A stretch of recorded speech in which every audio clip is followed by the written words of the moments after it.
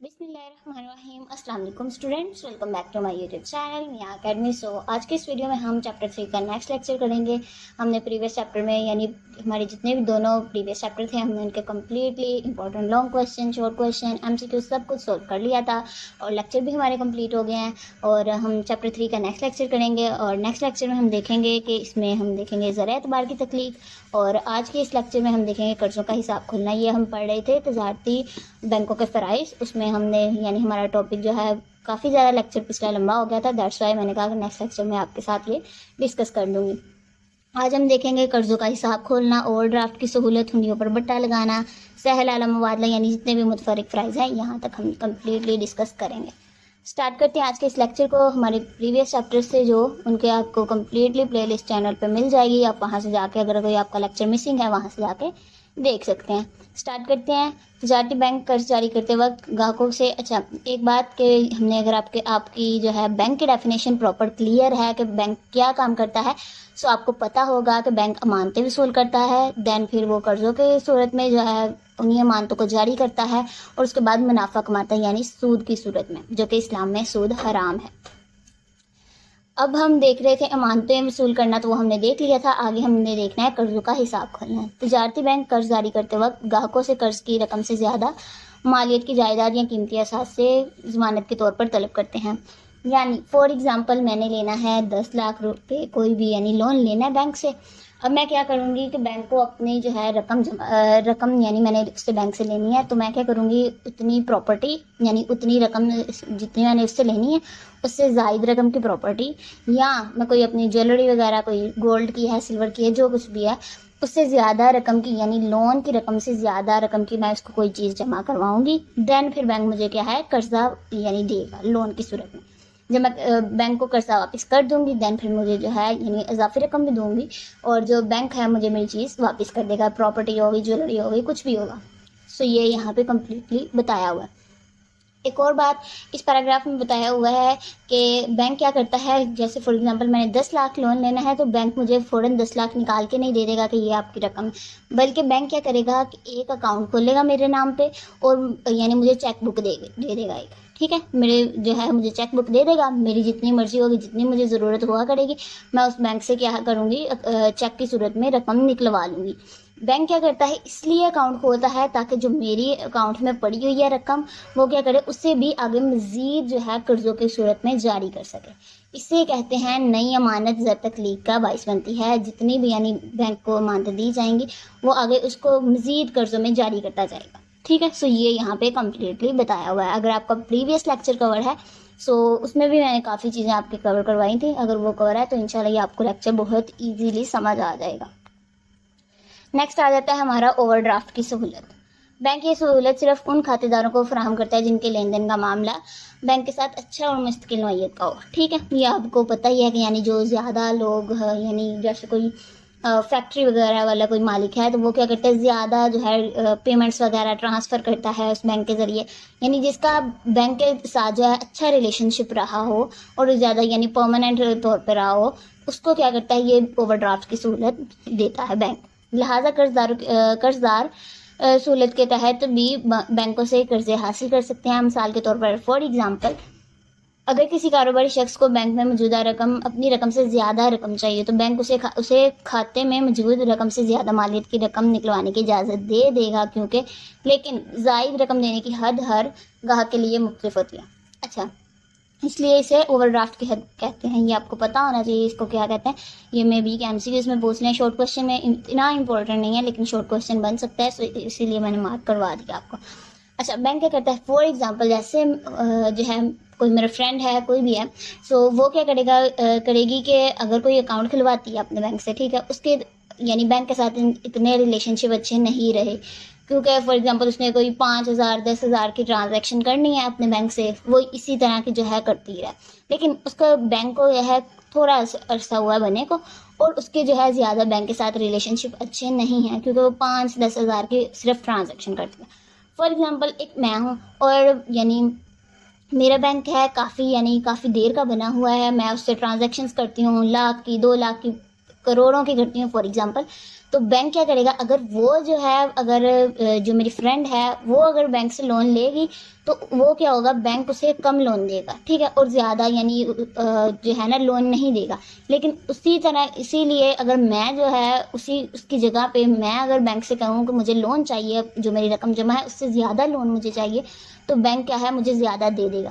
یہی آپ کو یہاں پہ بتا رہے ہیں کہ ہر گاہک کے لیے مختلف ہوتی ہے, اس لیے اسے اوور ڈرافٹ کی حد بھی کہتے ہیں, ٹھیک ہے. یاد رہے بینک صرف اوور ڈرافٹ کے تحت ہی دی جانے والی رقم پر سود حاصل کرتا ہے, اس لیے کاروباری حضرات اوور ڈرافٹ کے ذریعے ہی زیادہ قرضے جاری کرواتے ہیں. بینکوں کی سہولت کے تحت نہ صرف قرضداروں کو فائدہ ہوتا ہے بلکہ کاروبار کو وسعت ملتی ہے, بینک کا منافع جات بھی بڑھ جاتا ہے.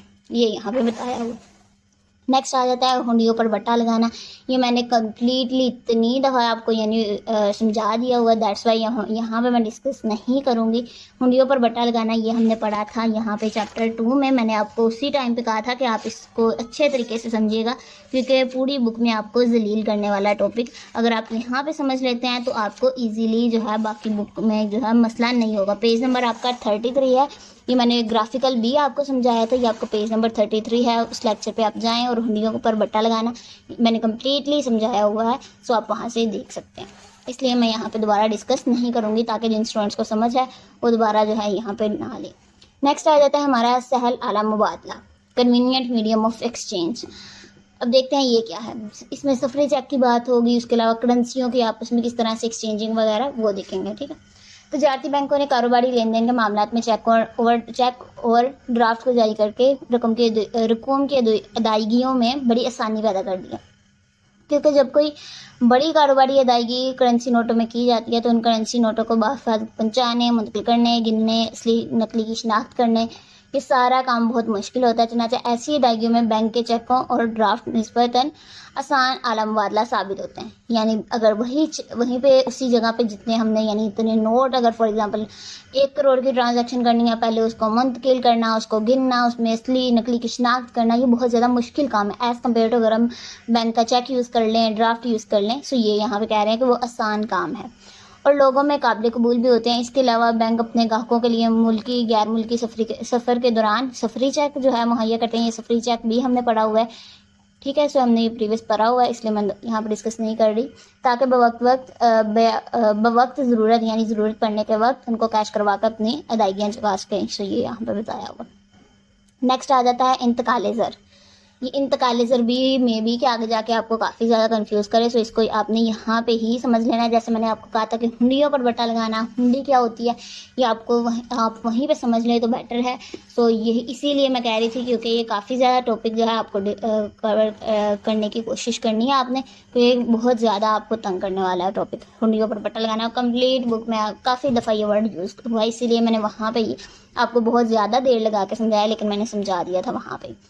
دیکھتے ہیں تجارتی بینک اپنے گاہکوں کی رقم ایک جگہ سے دوسری جگہ منتقل کرنے کے لیے چیک, پے آرڈر, ڈرافٹ, ٹیلی فونک اور برقیاتی منتقلی جیسی سہولتیں فراہم کرتے ہیں. عام بات بتائی ہوئی ہے یہاں پہ, اچھا, جن کے ذریعے لوگ اپنی رقم بحفاظت اور مختصر وقت میں اپنی خواہش کے مطابق جہاں چاہے منتقل کر سکتے ہیں.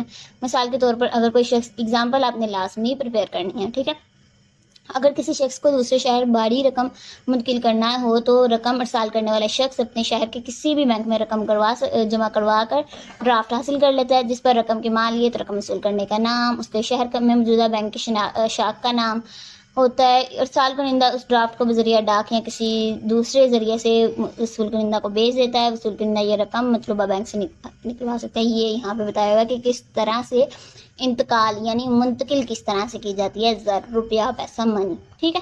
یہی بتایا ہوا ہے کہ یعنی اتنی فار ایگزامپل 1 کروڑ ایک شہر سے دوسرے شہر منتقل کرنا ہے تو بہت زیادہ مشکل ہوگا. میں بھی کہ سفر میں جو ہے کوئی ڈاکو وغیرہ آ جائے, چور آ جائیں. سو یہ کمپلیٹلی نقصان سے بچنے کے لیے کیا ہے, ہم بینک سے کی ایک شاخ سے اسی شہر کے یعنی اگر کوئی دوسرے شہر کی ہے برانچ تو اس میں منتقل کروا دیں, اس پہ نام وغیرہ سارا کچھ لکھا ہوگا, تو دوسرا بندہ کیا کرے گا, اپنے شہر کی کنٹری یعنی اپنی سٹی سے جا کے اس بینک کی برانچ سے نکلوا سکتے ہیں.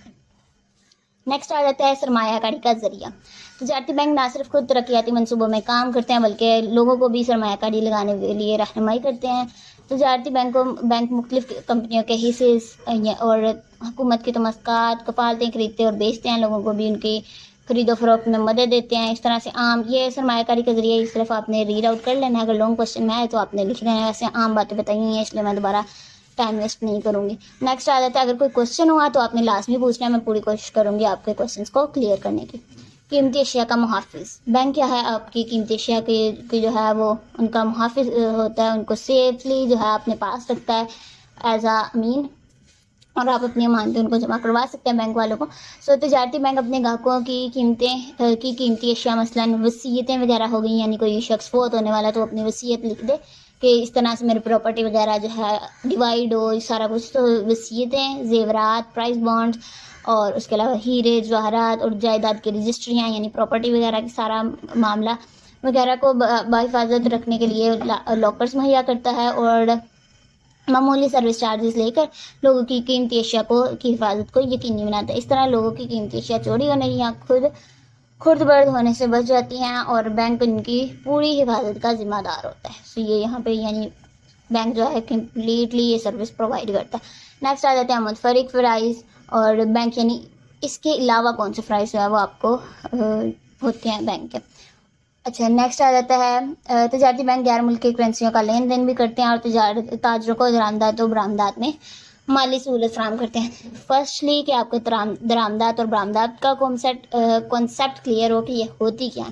درآمدات یعنی کسی دوسرے ملک سے کوئی چیز منگوانا. برآمدات یعنی کسی اور ملک کو جو ہے اپنی چیزیں پرووائڈ کرنا. ٹھیک ہے, یہ درآمدات اور برآمدات ہیں.